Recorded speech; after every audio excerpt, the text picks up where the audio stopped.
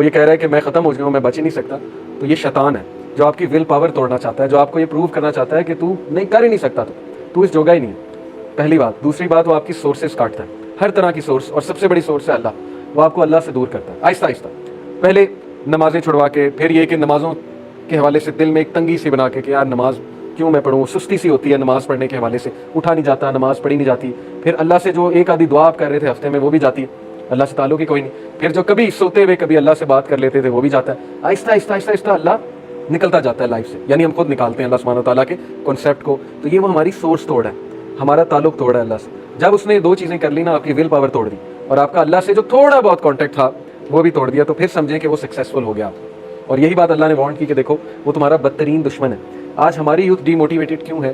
کیونکہ ان کو نا امیدی ہے، ان کو یہ نا امیدی ہے کہ پتہ نہیں ہمارے حالات چینج ہوں گے کہ نہیں ہوں گے، پتہ نہیں ہماری قوم کہاں جا رہی ہے، تو یہ نا امیدی سے ہمیں نکلنا پڑے گا، ہماری ول پاور کی۔ تو ایمان کی طاقت تو بہت اوپر کی بات ہے، پہلے تو ہم ول پاور کی بات کریں نا۔ ایک بندہ چینج نہیں ہونا چاہتا، اس کو کیسے کوئی چینج کر لے گا؟ ایک بندہ اپنے حالات کو تبدیل ہی نہیں کرنا چاہتا، یہ تو قرآن میں ہے، سورہ رات میں اللہ کہتے ہیں کہ اللہ اس قوم کی حالت نہیں بدلتا جو خود نہیں بدلنا چاہتے، اس کی حالت کیسے اللہ بدل دے گا؟ ڈیسیجن ہی نہیں لے رہا ایک بندہ چینج ہونے کا، وہ اپنی غلطیاں ہی نہیں کریکٹ کرنا چاہتا، وہ سبمٹ کر چکا ہے، وہ کہتا ہے کہ میں ہی غلطیاں کروں گا ہی کروں گا، میں ایڈکٹ ہو چکا ہوں، میں نہیں بدل سکتا، تو کیسے اس کو اللہ تعالیٰ تبدیل کر دے؟ یہ سوچنے کی بات ہے۔ اپنی ول پاور پہ کام کریں، اپنے آپ سے پازیٹیو سیلف ٹاک کیا کریں، اپنے آپ کو تھپکی دیا کریں، اوکے؟ جب آپ کو اچھا کام کریں اپنے آپ کو اچھا ٹریٹ کیا کریں۔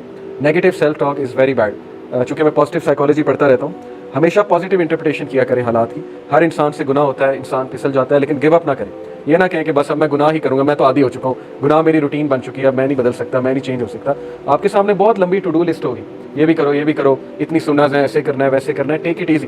اللہ کے نبی صلی اللہ علیہ وسلم نے کہا religion is easy, whoever overburdens himself will not be able to do so۔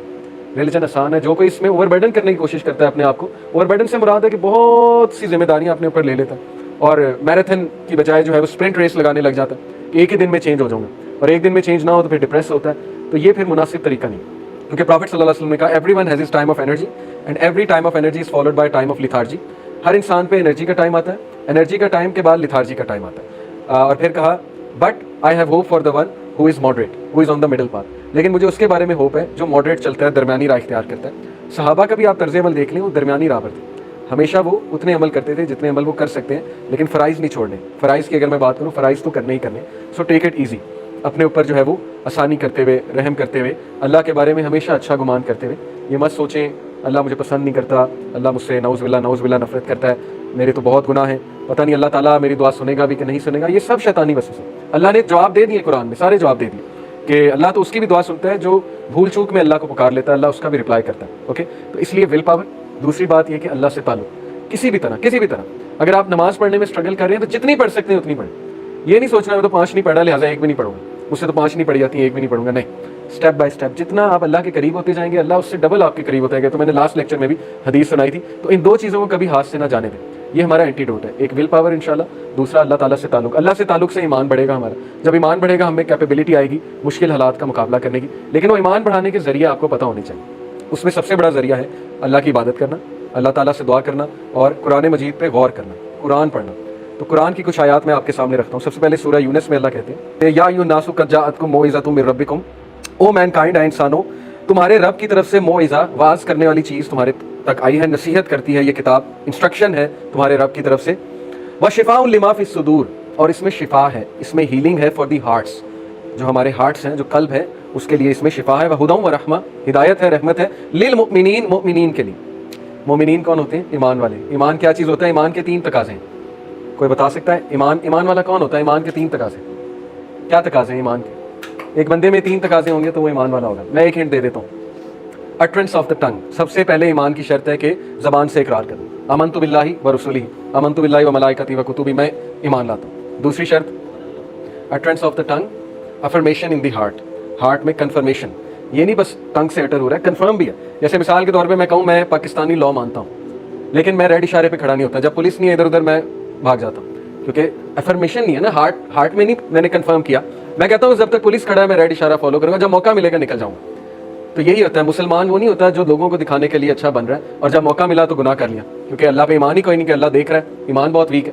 تو دوسری کنڈیشن ہوتی ہے افرمیشن ان دی ہارٹ، اور تیسری ایکشن آف دا لمبس۔ یہ 3 چیزیں ہم عقیدے میں پڑھتے ہیں، ایمان کا جب چیپٹر آتا ہے، عقیدہ پورا ایک سبجیکٹ ہے۔ Number 1 confirmation, utterance of the tongue, number 2 affirmation in the heart, and number 3 action of the limbs. जब आप कह रहे हो मैं ईमान लाया हूँ, कंफर्म है आपको दिल में, तो फिर आप एक्शन करो. एक्शन क्या है? जब अजान हुई तो नमाज पढ़ने जाओ, शो करो तुम मोमिन हो.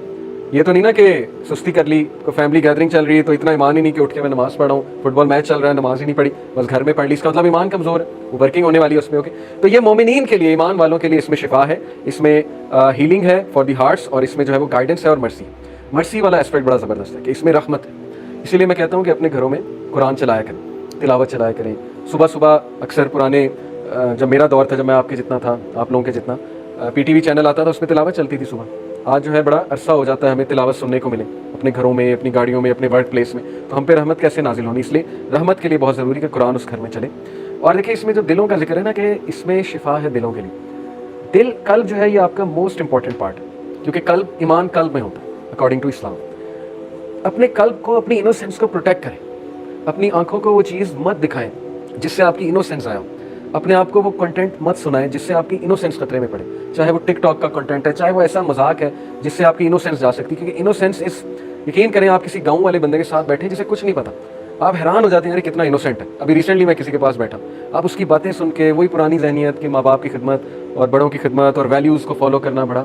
हमारा जो बच्चा है स्कूल का, हर बात में गंदा मीनिंग, इनोसेंस कहाँ गई? क्योंकि कंटेंट वैसा देख रहा है ना, हर चीज़ से गंदा, हर वर्ड का गंदा मीनिंग, टीचर की हर बात का गंदा मीनिंग. वो टीचर को समझ आ रही होती है बहुत अच्छे से, लेकिन हर चीज़ में गंद, हर चीज़ में गंद. कल्चर हमारा ये बन चुका है. तो अपने दिल को प्रोटेक्ट करें. आपका दिल बहुत कीमती है, इसको बचाएं, इसको एक्सपोज ना करें, इसका कोई कसूर नहीं है. आपको पता है रसूलुल्लाह सल्लल्लाहु अलैहि वसल्लम की हदीस है कि जब इंसान सुबह उठता है तो उसके सारे लिम्स, यानी उसकी सारी चीज़ें ज़बान से पनाह मांगते हैं, ज़बान के आगे. सही हदीस है, और कहते हैं कि हम तेरे रहमो करम पे हैं, हमारा ख्याल कर ले. अगर तूने सही ज़बान अल्फाज अदा किए हम ठीक रहेंगे, अल्लाह का जिक्र किया, कोई अच्छी बात की, सोच समझ के बोला. लेकिन अगर तूने फजूल गुफ्तगू की तो फिर हम भी जो है वो मसले में पड़ जाएंगे. तो ये है ज़बान, और ज़बान का कनेक्शन दिल से. इब्ने कय्यम ने कहा कि अगर तुमने किसी के दिल की हालत देखनी है तो उसकी ज़बान देख लो, उसकी ज़बान तुम्हें बता देगी उसके दिल पे क्या चल रहा है. अगर वो कड़वी ज़बान है, इसका मतलब बेचारा बड़े प्रॉब्लम में, इसका मतलब उसके दिल की बड़ी वर्किंग. अगर वो शुक्रगुजारी वाली ज़बान है, अगर वो बड़ी पॉजिटिव टॉक करता है, अगर वो गुस्सा बर्दाश्त कर जाता है, घर वालों के साथ अच्छा है, रवैया अच्छा है, ज़बान बहुत अच्छी, इसका मतलब दिल अच्छा है, कल्ब अच्छा है. तो हम अपनी ज़बान एक बार देख लें. ये तज़किया का पॉइंट है कि हमारी ज़बान कैसी है.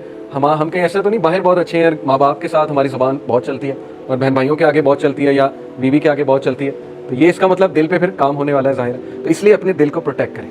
प्रॉफिट सल्लल्लाहु अलैहि वसल्लम ने कहा बिवेयर, सही बुखारी की हदीस है, बिवेयर, खबरदार, there is a piece of flash in the body, तुम्हारे जिस्मों में एक लोथड़ा है. If it becomes good and reform, the whole body becomes good. अगर ये रिफॉर्म हो जाएगा तमाम बॉडी रिफॉर्म है. But if it is spoiled, लेकिन अगर ये खराब हो गया फिर सब कुछ खराब है. फिर ज़हनियत खराब है, ज़बान खराब है, एक्शंस खराब है, अमल खराब है, फिर वसवसे भी आते हैं बहुत ज़्यादा, क्योंकि दिल पे काम ही नहीं हुआ ना. फिर वो बंदा फंस जाता है, डिप्रेस रहना, डिमोटिवेटेड रहना, वसवसों का आना, समझ नहीं आ रही होती मैं क्या करूं, कैसे निकलूं, वगैरह वगैरह, क्योंकि दिल पे काम नहीं किया. इसलिए वो कौन सा पार्ट है? दैट इज द हार्ट, वो है तुम्हारा कल्ब. इसलिए अपने कल्ब पे रहम करो, अपने कल्ब पे वर्किंग करो.